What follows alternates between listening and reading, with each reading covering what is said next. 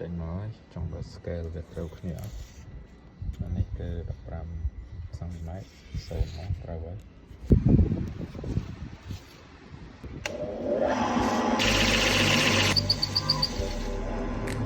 នេះធ្វើលើកទី4ហ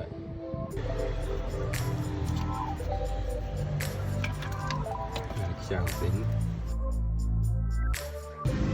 បាននេះបានទៅកាប់ដៃកាប់ផ្លាស្មាមកហើយ$6 ទាំងចោះទាំងអីតែផ្លាស្មា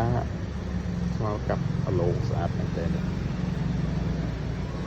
ហើយបានទៅទិញប្រឡងថ្មីប្រឡងចាស់វាខ្លីត្រឹមនេះដោយសារវាចាប់ជាមួយនឹងដែកដើមអញ្ចឹងតើដាក់ទិញប្រឡងវិញមកដាក់1-3000ទិញមានផ្សារដេប៉ូ4បាទប្រឡងដែលទិញមកនេះគឺវាវែងពេកចាំពេលយើងរឹតទៅគឺវាកល់ចឹងគឺ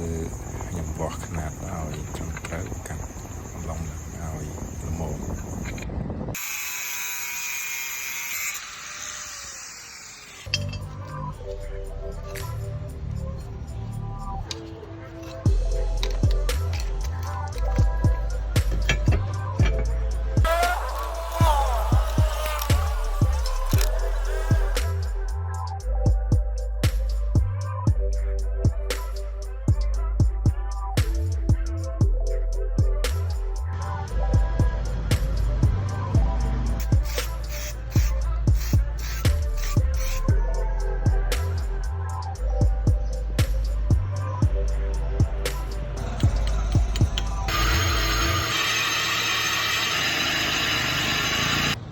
របស់ morning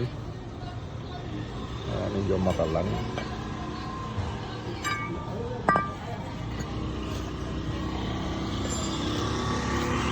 ខំជាង morning តិច